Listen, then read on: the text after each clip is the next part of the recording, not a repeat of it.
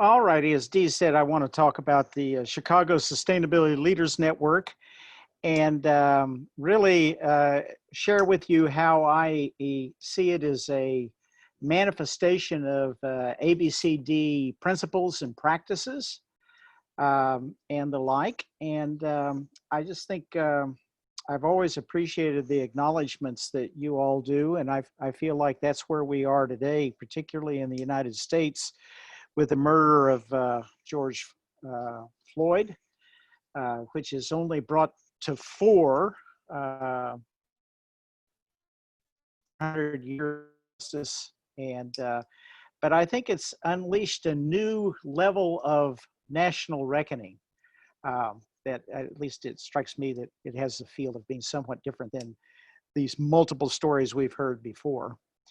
And whatever else is going on, it's not a time for rhetorical solidarity or symbolic gestures. It strikes me that this is a moment requiring practical action to really be effective allies with the Black Lives Matter movement. And so I just would like to highlight for you that as a board member of the ABCD Institute at DePaul University, we're very aggressively exploring ways that we can be of service to those who are leading the work. We don't see ourselves as leading the work, but we want to be of service to those who are leading the work. And this coincides at a moment where, for the past 6 months, we've been trying to organize what we call isms training on all kinds of isms, racism, ageism, genderism, sexualism. I mean, you know, everything. Therefore, we've been in dialogue already with several organizations that I consider to be in the forefront of understanding and addressing systemic racism and white supremacy.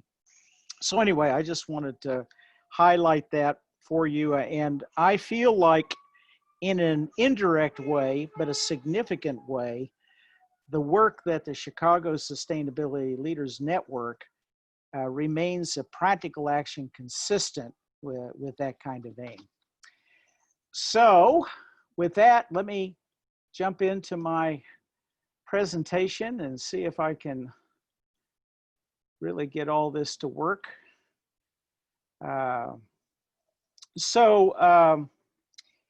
Again, just a little bit of background about myself. I became a staff member with this group called the Institute of Cultural Affairs, a nonprofit organization that was a very unusual, unconventional nonprofit organization. And I became an intern as a university student, and for 20 years I was a staff member of ICA. I went to Kenya as the country director of ICA in 1984, and very quickly saw a real important need to enable a structural restructuring of the organization there, because here we were in an environment where expatriates like myself were in charge and running the organization, and we had 150 worker bees that were Kenyans doing the practical work. And so I really initiated a process of enabling that to become a Kenyan managed, Kenyan governed, Kenyan run organization. And literally that did mean working myself out of a job. And so I began a 20-year period as a freelance consultant, taking what I consider to be insights I gained from my 20 years with ICA and applying them in many, many international contexts. And then in 2009, I returned to become the executive director of the ICA in the United States. And when I took that position, I gave myself a shelf life. I said, I've got some objectives I want to do, and key among them was creating new programs that were consistent with the values and legacies of the organization, which frankly I thought had become lost. And then I really wanted to enable a transition to a new generation of leadership. Because if you're dependent upon people who have a 40-year history like I do to run an organization, there's no future. So anyway, after 5 years, that was my declaration from day one, and that's what I did. I departed.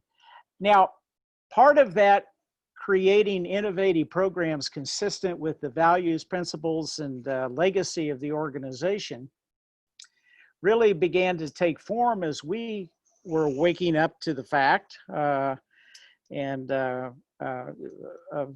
climate change and sustainability issues and those kinds of concerns.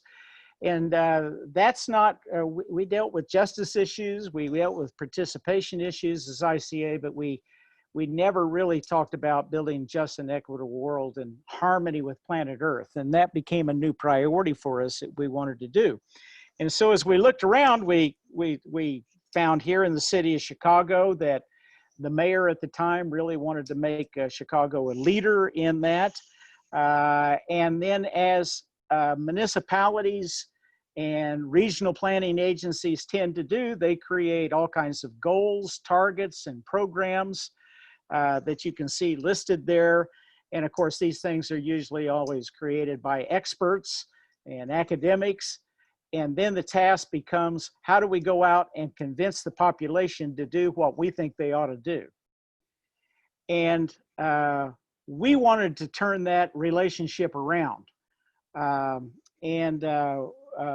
We wanted to look at, well, what's happening already in neighborhoods?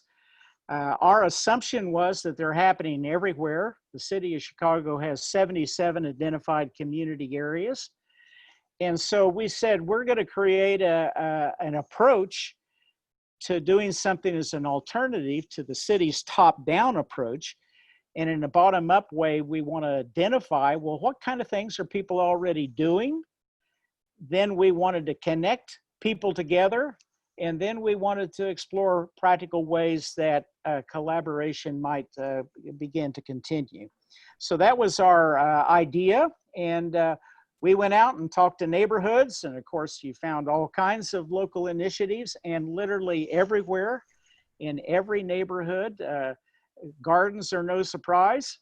What was a surprise is that people working in one block in a garden might not know about gardens that were just down the street nearby. People were not familiar with initiatives that were even very close to them. We found all kinds of creative endeavors, like this one on the south side of Chicago with getting children into biking and finding new avenues of biking. And this is Slow Roll Chicago. And then also local entrepreneurs, like this lady who did, her program is called Bike a Bee, and she has hives all over the city of Chicago, and then she rides and collects the honey and does it all by bicycle. And so the creativity and innovation that is happening in the grassroots way, and yet is often overlooked, underappreciated, and certainly undervalued, we saw was there. And what we discovered was, as we did this, that indeed these things were everywhere. This is the 77 neighborhoods, the city of Chicago, our little map there, and where they were located and the like. And we spent like 9 months doing this. Now, I think consistent with an ABCD approach, it's also true that our organization, many people would say, was almost a bankrupt organization. We didn't have any money. What we had was a big vision. And therefore, to say we're going to go out to all 77 neighborhoods and identify 1,000 initiatives like you saw almost seemed like an impossibility. And yet we said, you start with what you have, not with what you don't have. And so we did a summer program with some university students. And then we got the idea, well, maybe we could get university students to go out and do this. And so we ended up having 220 university students from 12 different classes in a service learning context with 5 of the major universities of Chicago that really did it. And I just think that's a key principle of ABCD. You do it rather than waiting for the funding and everything to become clear. You make little leaps of faith. And it turned out that the university students were a key for us doing that. After we identified this was the connection stage. And on September 15th, 2012, we did a big share fair. And we rented the cafeteria of a community college. We put 77 tables out in the middle of the room. And then we asked every community, each one of the 77, to create a display to share what were all the initiatives that were happening in their neighborhood and the like. And this became a big peer-to-peer interaction of the like. And what we discovered is that with the 400 people who came to this event, people didn't want to go home. The excitement that came from talking with other people at their level who were doing things with their own resources based upon their own convictions and concerns, because they thought it was important rather than somebody telling them what they ought to do, was really exciting. And it is in that kind of interaction that new ideas get generated, new behaviors are catalyzed, new confidence and is generated, and commitment to do different things. And that's what we experienced with that share fair. And then after we did this big phenomenal event with 400 people that were all so excited and about what people are doing in their own neighborhoods and in a local way, we did very systematic follow-up workshops. And really all of this was conducted by the nonprofit where I was executive director. We went out and we became the facilitator and organizers of this, but we did follow-up workshops in Chicago on the south side, west side, and north side. Now, that's an important distinction in Chicago, because in the neighborhoods, we talk about the north side, the south side, and the west side, and then the downtown area, and that's the fourth area. And of course, many people think all the resources of the city go to the downtown area, not to the neighborhoods. But we did follow-ups, and we just asked the question of what stood out with you with the share fair, what excited you about that, what is it that you would like to see continue and grow out of that share fair? And what emerged was people say, we want to remain connected. We want to have that kind of interaction, and then talking about new ideas and what we can do and how we can learn from one another, and then to explore collaborative activities. And so that was really the birthplace of then the Chicago Sustainability Leaders Network. And then in a sense, my organization is now hands-off. It was almost like working myself out of a job in Kenya. It becomes now a collaborative endeavor of the neighborhood people and all the people that have been a part of this event. So we established this in 2013. And then in 2017, I'm guessing the picture's over the 17. You can't see it either, can you? At least I can't. Maybe I can move the photographs. There it is. But in November of 2017, we had our 5th anniversary of the Chicago Sustainability Leaders Network. And based upon those 5 years, well, now 7 years, we've essentially been doing gatherings every other month in the city of Chicago. And most of those average about 40 people. We have about 150 people who identify as members of the CSLN.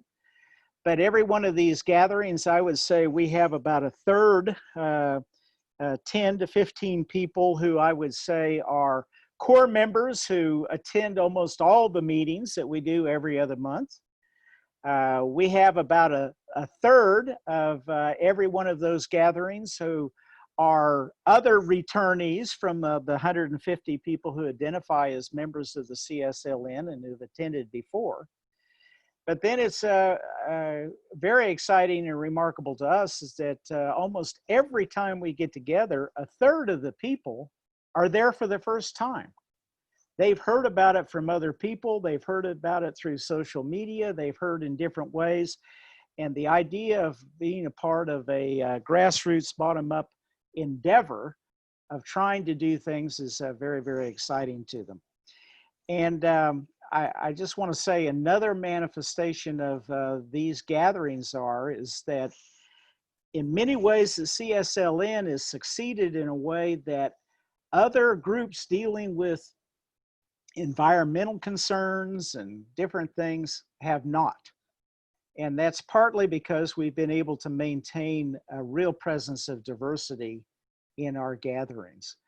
And a key aspect of that is because we do move around and members host these gatherings on the south side, the west side, the north side. It moves around the city of Chicago in doing that. Now, there, I get to the next slide. Now, out of this kind of rhythm and gathering and presence, a lot of people want to know, well, what comes out of the collaborative activities? Well, one of the things we've done with the Chicago Sustainability Leaders Network, the CSLN, is that we've said any undertaking that's going to be a CSLN activity has to involve at least 3 member organizations or entities. That nobody can just go out and do one on their own and say we're a CSLN activity. So it's always 3. But some of these things that have been undertaken in the last 7 years, and on the website, we probably have 100 of these different initiatives. But the South Shore internet access, this was really driven by a Lutheran church down on the South Shore and far south side of Chicago, who put internet access because nobody in the neighborhood has reliable internet access. And they put it up in their steeple. They brought together tech people that were a part of the network, other neighborhood groups, and they created this big internet access as a major, major presence in the South Shore neighborhood of Chicago. There was a major faith forum, a major energy forum where different people came together and talked about, well, what can faith communities do, the mosques, the temples, the congregations, Christian congregations. Also an energy forum, and that was very much on, well, what are local initiatives, but also key things like advocacy and the like. The CSLN attracted a $200,000 grant, of which we had 6 member organizations do training in a cultural-based way on what's called the smart grid. And the ISEIF stands for the Illinois Scientific Energy Initiative Fund or something like that. But that was a very exciting undertaking. The city of Chicago engaged the Chicago Sustainability Leaders Network to do forums across the neighborhood on recycling. There was a little mini conference held with 3 organizations that wanted to explore just space, publicly available space. Those of you who are working on the Unconference, I thought you'd appreciate this name. There was an endeavor of doing a series of working with tech gatherings, garden gatherings, bike gatherings, all kinds of things that they called Nourish Community. And you can kind of see the play there on unity. Anyway, it looks so much like our unconference logo. There's an intercoastal project. As you know, Chicago's right on what, the fourth largest inland lake in the world, Lake Michigan, and doing things along this. And then I just wanted to highlight, that's all stuff that CSLN does directly. But the Chicago Community Climate Forum was a big citywide event that was held at the Field Museum, which is, you know, our world-class natural science museum. And we had 2,000 people in attendance at this, who all come in many different ways, and a larger manifestation in some ways of what our CSLN is.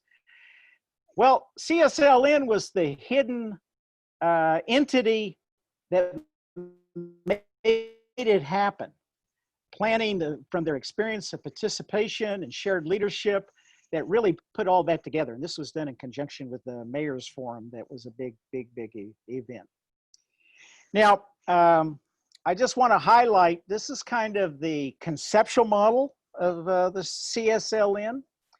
I talked about how the city of Chicago and other regional planning agencies do the kind of top-down approach with documents like the big plans of sustainability 2015. That was when we began in 2012. But we were about identifying the bottom-up, driven by local interests, concerns, passions, and sustainability. And I should say, by the way, we've always defined sustainability very broadly. When we went out and asked what are sustainability initiatives, people would say, well, what do you mean by sustainability? Well, we would turn that question around. Well, what would you say is a sustainable activity? Certainly the emphasis we've given on diversity and all neighborhoods and the like, and the kind of justice issues that underpin that have been major things that we believe are a key to sustainability beyond just environmental and climate change.